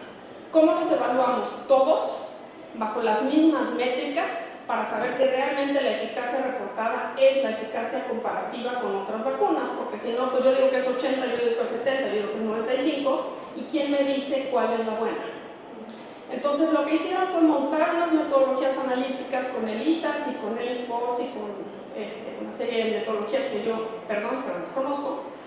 Y lo que se hizo fue decirle al CEPI que nosotros en la UNAM, a través de veterinaria, a través del IDT y a través de UNIPRED, podíamos montar estas metodologías y podíamos ayudar en el establecimiento de una red mundial de laboratorios que evaluaran las vacunas. Ese contrato a través del cual la UNAM se une al CEPI lo hicimos a través de Biocet, porque estábamos en medio de la pandemia y había que pasar auditorías financieras, administrativas, técnicas y de personal. No había manera de hacerlo con la UNAM. Entonces lo hicimos a través de Biocet. Biocet firmó con el CEPI, delegando las capacidades para análisis de todas las muestras a estas tres entidades de la UNAM. Este es el tipo de cosas que hacemos. En este esquema, como les digo, la empresa firma con Biocet y yo firmo un convenio específico con la UNAM. De todo lo que yo recibo, yo se lo entrego a la UNAM. ¿Qué nos permite esto? Generar recursos extraordinarios de forma muy importante. Esa es quizá la misión que tenemos más relevante. Segunda cosa que hacemos, facilitar el proceso. ¿Qué sucede ahorita si una empresa viene a la UNAM y me dice quiero contratar un proyecto? La UNAM dice todo muy bien, yo te recibo el dinero, pero no puedo comprar ni un solo insumo hasta febrero porque el presupuesto está cerrado. Y la empresa dice, espérame, pero yo necesito el proyecto en octubre, no lo necesito en febrero. Esos manejos de tiempo los hacemos a través de Biocet. ¿Qué sucede? Que a veces en estos momentos circunstanciales de cierre de presupuesto, yo digo desde Biocet te compro los insumos, te compro lo que necesites y el resto del dinero se lo entrego a la UNAM. Esa es mi obligación. Yo tengo que entregarle al menos el 35% de cada proyecto a la UNAM, que es finalmente el overhead que nosotros manejamos en Facultad de Química. Si todo lo demás tuve que comprar insumos, pagar personal para el proyecto A, B, C, D, es irrelevante porque era, digamos, el costo del proyecto. Pero cada proyecto lleva un 35% de componente, que es el recurso que necesita la UNAM. Y lo defiendo de la gente de la industria siempre a capa y espada. Me dicen, oye, pero el del 35 es carísimo. No. Eso es lo que vale la universidad, eso es lo que vale la gente, eso es lo que valen las instalaciones de la UNAM, perdón. Pero si no lo quieres pagar porque vas y le pagas al MIT 4 veces el costo. Perdón, pero eso es lo que vale la universidad. Entonces, soy bastante testaruda al respecto. Como les decía, esto es lo que hacemos. Buscamos generar ingresos extraordinarios. ¿Por qué? Porque yo sé, por lo menos en Facultad de Química, en el último informe del director nos platicaba que de los muchos millones que recibe de la Federación, los gastos fijos de la operación de la facultad, entre sueldos, gastos de centrales, etcétera, se comen prácticamente todo y le quedan a la facultad para operar 30 millones de pesos. 30 millones de pesos para una facultad como la de Ciencias, que es una facultad científica con laboratorios y con requerimientos de material, es absolutamente nada. No alcanza para absolutamente nada. Entonces, el generar este tipo de recursos sí ayuda muchísimo a la universidad y ayuda mucho a la facultad. Nosotros estamos muy orgullosos de lo que hacemos por eso. ¿Agilizamos los proyectos de colaboración, los procesos de colaboración? Sí. Yo puedo firmar muy rápido, la aceptaron normalmente es la empresa, y luego si me volteo y hago mi convenio con la UNAM y la UNAM se tarda 6 meses, el proyecto ya no se vio afectado. Esa es un poco la gran ventaja. Podemos hacer lo que les decía, contratación de personal o compra de insumos para apoyo excepcional en algunos de los proyectos. Así lo hacemos con Tatiana, pues por ahí también hicimos algunas cosas así. ¿Por qué? Porque la UNAM durante la pandemia era muy complicada. Entonces, bueno, pues trabajamos con, así como Tatiana vendía pruebas de PCR y desarrolló el sistema diagnóstico de facultad, se vendían tubos con medios de transporte viral para las pruebas de PCR. Y hacíamos PCR, se montaron 2 equipos con los que dábamos soporte a nuestra comunidad porque los administrativos, los sindicalizados no podían dejar de venir y el venir era un riesgo para sus familias porque se podían contagiar. Entonces lo que hicimos fue tratar de contener a nuestra propia comunidad con estas pruebas gratuitas para la comunidad, pero ¿cómo las financiamos? Pues vendiendo pruebas y le vendían muchos laboratorios, pruebas y tubitos. De hecho generamos un superávit para la facultad de casi 5 millones de pesos con las pruebas que vendimos, sosteniendo la operación para cuidar a nuestra comunidad. Esa es un poco la misión y la visión del patronato. Por otro lado, también es importante que no se nos olvide nuestra misión original. ¿Se acuerdan que queríamos hacer startups spin-offs? Entonces, sí tenemos claro que cuando una empresa viene y nos contrata, a veces nos dice si yo voy a pagar por el desarrollo, quiero negociar la titularidad de la propiedad intelectual, y eso es algo que le pedimos a la universidad hacer, y a través de unidad de vinculación lo hacemos. Cada proyecto se trata como un traje a la medida y en función de las características del proyecto y quién va a financiar, si está basado en un desarrollo de la UNAM o no, si está empezándose de cero, definimos de quién es qué y en qué proporción. Pero eso se hace caso por caso. Estos son algunos de nuestros clientes. Como verán, bueno, pues ahí está el CEPI grandotote, mineras, empresas de alimentos, todas estas operan o a través de Biocel o a través de Hueco con este mismo esquema, pero siempre nos preguntamos, el patronato es un organismo muy inquieto y yo entrego mis resultados y me dicen muy bien, y luego que sigue, está muy bien, está padrísimo, ya generaste. Nosotros con este esquema en Biocel y VQ en conjunto empezamos facturando como 150,000 pesos en 2015. Durante la pandemia, que fue un año muy bueno porque venimos tubitos y pruebas, generamos casi 20 millones de pesos de ingresos. Es un camino largo, pero bueno, empieza a dar resultados. Ahorita yo tengo identificados proyectos por 27 millones de pesos, que ya tengo contratados y que se irán dando en el tiempo. Pero bueno, las preguntas que hacía Tatiana. De los desarrollos que tenemos hoy en la facultad, ¿cómo le hacemos para avanzarlos? ¿Cómo hacemos para invertirles el recurso que necesitan para que lleguen a un terreno interesante y que podamos ver si se transfieren o se convierten en empresas? ¿Cómo involucramos a los alumnos? Uno de los huecos que yo veo en nuestros lineamientos de transferencia de tecnología en la universidad es que no hablan absolutamente nada de los alumnos. Y los alumnos que participan en tesis, que participan en artículos, necesitan estar involucrados también en estos procesos de transferencia, porque finalmente quienes más hacen, o quienes la masa crítica es más grande, son los alumnos. Tenemos 230 SNIs en la Facultad de Química, pero tenemos 8,000 alumnos. Hace no mucho, un par de meses, no un mes más o menos, me tocó ir al MIT por otro tema que hacemos en temas de emprendimiento, de educación de emprendimiento para alumnos y académicos. Y estando allá me senté a platicar un poco con la oficina de alianzas estratégicas del MIT con empresas. Y me decían que la base para la colaboración con la industria no son los académicos, son los alumnos. Estos alumnos que empiezan desde el primer semestre a trabajar en un proyecto de investigación, que entienden lo que hacen los laboratorios de investigación en MIT, y luego vienen y las empresas les piden a estos alumnos que se involucren en proyectos pagados por la industria. Allá les pagan, y nos da una envidia enorme, 150 millones de dólares al año en proyectos de investigación pagados por la industria para reportar artículos o para sacar papers, básicamente. Moríamos de envidia, por supuesto. Pero bueno, lo que sí nos resalta es que quienes son la base de toda esa colaboración son finalmente los alumnos. Entonces, yo sí preguntaba cuando habíamos las discusiones con la Oficina de la Abogacía General sobre el reglamento o los lineamientos, les decía yo, oigan, ¿y los alumnos qué? ¿En dónde los metemos? Y yo entiendo que esto es un proceso de evolución de la universidad y celebro muchísimo porque salió la ley de ciencia y tecnología en donde ya se les permitía a los investigadores ser accionistas de una empresa y la UNAM no había sacado lo que implicaba para la UNAM.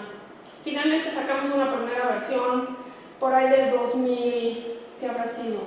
18 probablemente, que se mejoró con la que salió en 2019 y yo estoy esperando la siguiente versión. Creo que este es un proceso que tiene que evolucionar. La UNAM se tiene que ir adecuando porque ya con los lineamientos se hicieron pruebas. Tatiana es una de las pruebas. Y ya vimos qué cosas bien, qué cosas mal, qué cosas fallan, qué cosas podemos mejorar y creo que ahí la UNAM tendrá que evolucionar a una siguiente etapa. La siguiente, esta interacción entre académicos y empresarios tiene que llevar a un interlocutor que entienda ambas partes. A mí me gusta muchísimo lo que hago en química porque yo estuve afuera como banquera con la industria durante muchos años Y entiendo que el mundo que es un mundo diferente al mundo de la academia. Ahora que regresé y aprendí de los académicos cosas que necesitaba yo reforzar, ahora puedo sentarme y ser ese interlocutor y traducir. La industria a veces abusa y hay que ponerle el alto. Los investigadores a veces prometen hacer esto y luego se derivan a otra cosa que les interesa mucho más, y eso no puede suceder cuando estás trabajando en un proyecto contratado. Tú dices voy a obtener ABC, tú tienes que entregar ABC. Si luego te interesó D, E y F, está muy bien, pero hagamos una segunda etapa. Y entonces esa contención de los proyectos, esa es la parte que me toca hacer a mí. Y cómo recaudar estos recursos que se necesitan para buscar los desarrollos. Y ahí tenemos un primer experimento en Facultad de Química de algo que les digo que los patronos son gente fantástica. ¿Se acuerdan que hablábamos de hacer las cosas bien desde el principio? En investigación en salud, esto implica muchas veces el uso de animales de laboratorio. No tiene remedio, a mí me encantaría que no se usaran, pero sí hay cosas que podemos usar para sustituirlos en algunos casos, pero hasta que la normativa de salud a nivel mundial no cambie, para pasar a humanos, antes hay que pasar por animales. No tiene remedio, no podemos experimentar con humanos, tenemos que pasar por los animales. Pero si estos animales no están hechos o no están reproducidos en las mejores condiciones, con calidad genética y microbiológica, esto no va a suceder. Porque nos ha pasado que nos dicen, oye, necesito repetir mi preclínico que hice en mi laboratorio para que la industria valide mi preclínico, vamos a hacerlo en un IPREC. A la hora que lo hacemos en animales genética y microbiológicamente trazables, los estudios no se repiten. ¿Por qué? Porque no es lo mismo reproducir un animalito durante 20 años en tu laboratorio que renovar las pies de cría, que renovar la parte genética, que cuidar absolutamente la parte microbiológica. Entonces, Facultad de Química tiene un bioterio de Barrera que operó una empresa americana durante muchísimos años. Era Harlan, luego se convirtió en Envigo y ahora se llama Intuit. Y se fue de la Facultad de Química y dejó el bioterio vacío. Entonces, esta empresa, Modelos Animales y Servicios, dijo, yo quiero rearrancar como empresa mexicana este bioterio, traer los pies de cría de algún lugar en donde esté trazable la parte genética y cuidar la parte microbiológica y venderle a todos los investigadores y a toda la industria los animales que realmente debemos utilizar para hacer investigación y para hacer ciencia en este país. Después de la pandemia, el inversionista de ellos se fue. Y entonces se voltearon con el patronato y le dijeron, ¿nos puedes ayudar a arrancarlo? Porque hay muchos investigadores en Facultad de Química que requieren estos animales y se imaginarán que sin estos animales un IPREC no puede operar. Los estudios que hacemos de seguridad y eficacia tienen que hacerse en este tipo de animales y durante los años en los que no operó el bioterio los tuvimos que importar a 4 y 5 veces el precio que nos dan aquí en México. Entonces era prioritario arrancar el bioterio y apoyar a Modelos Animales. Entonces hicimos este esquema con algunos inversionistas incautos, por ahí algunos conocidos de Tatiana, que dijeron, ok, yo confío en que esto va a ser un buen negocio y confío en que es una necesidad de la Facultad de Química y de la ciencia en el país. Entonces le pusieron dinero a Biocé y Biocé le invirtió a Modelos Animales y Servicios. ¿Qué esperamos? Pues que en algún momento Modelos Animales y Servicios genere por lo menos algo de utilidades para que yo le pueda regresar el dinero a estos inversionistas. Este modelo es la primera prueba que queremos hacer para emprendimientos reales de la Facultad de Química. Es decir, que tengamos inversionistas que crean en la idea, que nos permitan ser el vehículo y invirtamos en empresas nuevas. Si esto no sale, el 80% de los inversionistas a los que les tocamos la puerta nos dijeron, y no necesito que me lo regreses, quiero que sea una bolsa para el siguiente ejercicio. Entonces, hoy pues ya importamos los pies de cría, el bioterio está operando, estamos reproduciendo animales, empezamos a hacer las primeras ventas y esperamos en un par de años recuperar el dinero para entonces hacer la siguiente vuelta. Es un proceso lento, o sea, me encantaría decir que tenemos muchísimo dinero, pues no lo tenemos. Si hubiéramos tenido mucho dinero, le apostábamos a Tatiana, pero no tenemos tanto. Pero este es el ejercicio. Es un ejercicio de muchas cabezas que requiere mucha creatividad y a veces muchas horas de chamba. Pero estoy convencida de que estamos haciendo algo que puede llegar a hacer la diferencia. O sea, sí creemos que tenemos que hacer algo. La última parte que no está aquí, pero que tiene que ver un poco con lo que hace Tatiana y con este ecosistema de emprendimiento que se está haciendo en el país, es buscar educar a los alumnos para que en la unión con un investigador sean ellos quienes quieran hacer las empresas. La industria química, y solo puedo hablar de eso porque es lo que conozco, se hizo muy chiquita en los últimos 40 años. Las empresas gigantescas como DuPont y como Dow y como todas las alemanas y americanas se consolidaron, se dividieron, dejaron líneas de producto, y nuestra industria química para nuestros alumnos se hizo muy chica. Es muy curioso, pero durante muchos años los ingenieros químicos fueron la carrera más demandada en la facultad. Eran probablemente el 30 o 35% de los alumnos que ingresaban. Hoy los más importantes en la facultad son los QFBs.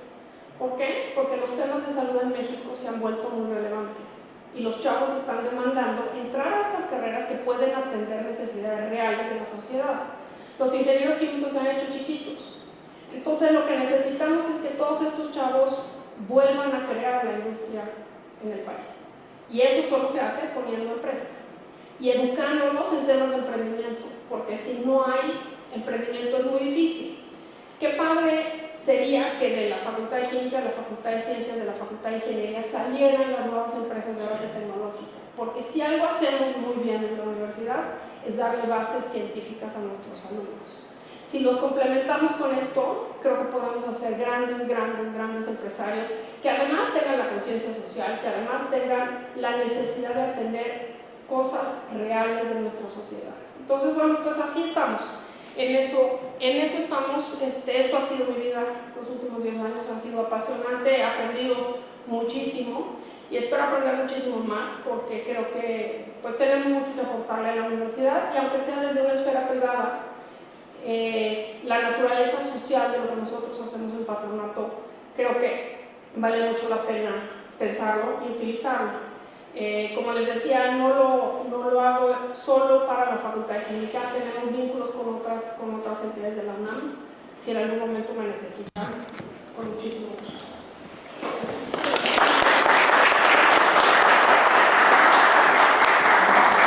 ¿Tienen preguntas? ¿Alguna pregunta? Ay, perdón, es que te tengo que dar esto, ¿verdad?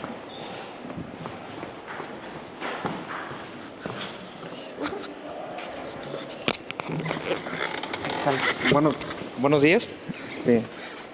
Pues tengo dos preguntas, realmente.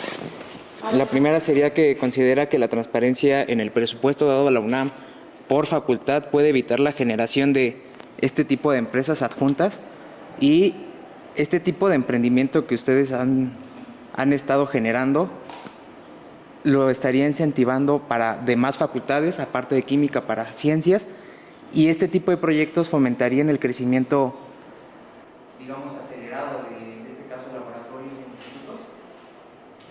Mira, no te puedo decir que lo podemos generalizar.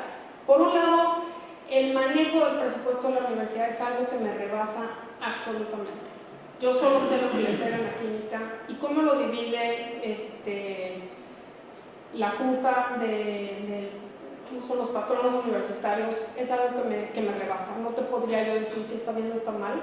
Yo solo sé que todo lo que llega es absolutamente insuficiente para la universidad. A nosotros en química nos piden que recibamos más y más alumnos.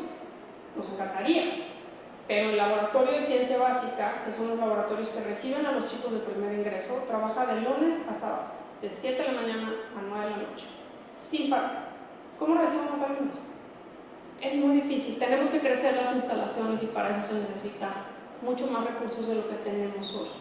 Entonces, ¿qué estamos haciendo? Pues para tratar de exprimir nuestro presupuesto, hacer clases en línea y buscar ese tipo de herramientas que nos permitan darle cabida a más alumnos. Nosotros sabemos que la educación es lo que cambia el mundo, pero pues también es muy difícil con el presupuesto y ahí sí pues no me puedo meter porque yo desde fuera no puedo más que ver lo que nos llega, ¿no? Replicarlo en otras entidades me encantaría, pero ¿te acuerdas? 34 años, fundación del patronato, una serie de exalumnos que decidió fundar algo que le da cabida a esto. Eso no es fácil. O sea, los químicos, porque de verdad son retemetiches y tienen unas iniciativas increíbles, hicieron esto hace 34 años. Toma su tiempo. ¿Se puede hacer? Por supuesto que se puede hacer. ¿Quién ya lo está haciendo y ya estableció una unidad de vinculación de ingeniería? Es ingeniería, porque tiene a la CEFI, la Sociedad de Exalumnos de la Facultad de Ingeniería. Ellos durante, que serán como 4 o 5 años, me iban a visitar periódicamente. Oye, los estatutos de tu fideicomiso, los estatutos de la unidad de vinculación, ¿y cómo le hiciste con esto? ¿Y cómo lo hiciste con ello? Ya, las veces que nos lo pidieron, compartimos lo que hemos aprendido en este prueba y error de estos 10 años para que ellos pusieran su unidad de vinculación. ¿Qué es indispensable para que esto funcione? Que la entidad quiera. Mi facultad ha sido verdaderamente apoyadora de este esfuerzo de vinculación. Los 2 directores con los que yo he trabajado, el doctor Jorge Vázquez, que ahora está en la coordinación, y el doctor Amador, nos han apoyado muchísimo. ¿Qué tengo yo dentro de mi entidad que me permite ayudar? Un comité de vinculación. Yo me encantaría saberlo todo, pero es imposible, de todo lo que hacen todos los investigadores. Entonces llegan y me preguntan, oye, ¿sabes quién puede ayudarme a detectar las impurezas en la síntesis de un fármaco? Yo no tengo ni idea, pero tengo un comité de vinculación con 5 personas que sí saben qué está haciendo cada quien en la facultad y me dice, oye, esto yo creo que lo podemos hacer con A o con B o con este laboratorio, y eso me ayuda. Cuando yo no me tocaba la puerta de los 2 investigadores a los que conocía, pues estaba muy difícil, pero esta es la vocación de la entidad que quiere vincular. Sin eso, yo no puedo hacer nada. Tengo investigadores que quieren y tengo investigadores que no quieren, que no les interesa en lo absoluto. Que me dicen, oye, no, yo con mis proyectos de papers estoy feliz. Está bien, no pasa nada. Pero la contraparte es que tengo otro que me dice, oye, ¿qué está queriendo la empresa? ¿Me puedes organizar una reunión para entender qué están haciendo? Y eso es padre. Ahora lo siento, todas las cenas de patronato en diciembre, lo que hago es justo invitar a la industria, invitar a los investigadores que quieran vincular, para que se sienten en un ambiente absolutamente informal, platiquen y se conozcan y rompan barreras. Ese es el tipo de cosas que nos gusta hacer, porque de esas pláticas informales surgen cosas. Entonces, ¿se puede replicar? Por supuesto que sí. Ojalá lo pudiéramos hacer más. ¿Este es el único mecanismo para vincularlo? Por supuesto que la CBTT lo hace y lo hace también. Lo hace el Instituto de Biotecnología en Cuernavaca. Es una de las entidades que más startups ha hecho de la UNAM. Y tiene empresas de sus alumnos o de sus investigadores que hacen un montón de cosas para temas de agro, para temas de salud, para temas de muchas cosas. El IBT es maravilloso. Si pueden, si les interesa, hay un par de sesiones grabadas en YouTube de lo que hicieron recientemente en temas de vinculación, súper interesante, porque ellos ya tienen muy claro el camino. ¿Y hay que replicarlo? Pues hay que replicarlo, sí. Sí, coincido contigo. Este es el único mecanismo, no. Es el que tenemos en química y nos ha funcionado. Y nos ha funcionado porque es prueba y error. Hemos ido evolucionando a lo largo de 10 años y cambiando las políticas y garantizando la transparencia y garantizando la gobernanza de esto y la rendición de cuentas, porque sin eso no funciona. ¿Alguna otra pregunta? Sí, solo faltó esa parte de este tipo de proyectos. Fomentarían el desarrollo acelerado sobre pasar un laboratorio a un instituto, obviamente pasando por todos los procesos. A ver, ahí es complicado. Los laboratorios de investigación son eso, son laboratorios de investigación en los que graduamos alumnos. No se nos puede olvidar que la UNAM, su principal misión es educar a los próximos profesionistas e investigadores de este país. Entonces, pasar esos laboratorios a que se conviertan en lo que tiene Tatiana no es necesariamente la misión de la universidad. Podemos apoyar en el camino, pero nosotros nos tenemos que enfocar en lo que nos tenemos que enfocar. Y nosotros hacemos graduamos profesionistas, divulgamos la ciencia y compartimos la cultura. Esas son las 3 misiones de la universidad. Esto es complementario. ¿Cómo lo hacemos operar con la universidad? Busquemos maneras. Hay una, hay otra, hay muchas otras. Busquemos las formas, ¿no? Porque se pueden crear laboratorios que hagan industria, que hagan servicios, que hagan productos que se comercialicen, con el apoyo de los investigadores. Eso es lo que hacen en el MIT. El investigador del MIT se convierte en el tecnólogo de muchas empresas de los alumnos y apoyan en ese proceso. Existía hace no mucho, y Pedro fue el creador, Pedro López Cela, que es una de las personas que más ha empujado el ecosistema de emprendimiento en el país, que se llamaban nodos binacionales. Y los NOBIs, como los conocíamos, hubo varios en la UNAM y fuera de la UNAM, en diferentes entidades, promovidos por CONACYT. Y lo que hacían era decir, tráeme una pareja, un alumno apoyado por la ciencia de un investigador, y a ellos los voy a educar para hacer empresa. ¿Por qué? Porque el que tiene la energía, la disponibilidad, las ganas de poner la empresa y arriesgarse es el alumno. El investigador no necesariamente. Hay algunos que sí, pero son los menos. Pero cualquier emprendimiento de base tecnológica va a requerir el apoyo de un tecnólogo. Y aquí nos sobran investigadores que puedan ser tecnólogos. Nada más no los metas a poner empresa, porque si a Tatiana le hubieran dado esa opción, a lo mejor dice, mejor por ahí, ¿entiendes? Porque es un camino, el ser emprendedor es un camino muy rudo, muy incierto, muy complejo. Pero si va empujado por un chavo que tiene toda la energía y toda la visión, y que esa es su elección de vida profesional, y lo apoya un investigador, el camino se vuelve menos complejo, ¿no? Vamos más a la segura, y lo que queremos con esta educación en emprendimiento es que vayan más a la segura, que realmente emprendan sin tantas vicisitudes, dándoles una visión muy clara. ¿Saben? ¿Otra pregunta? ¿No? Adelante. Listo.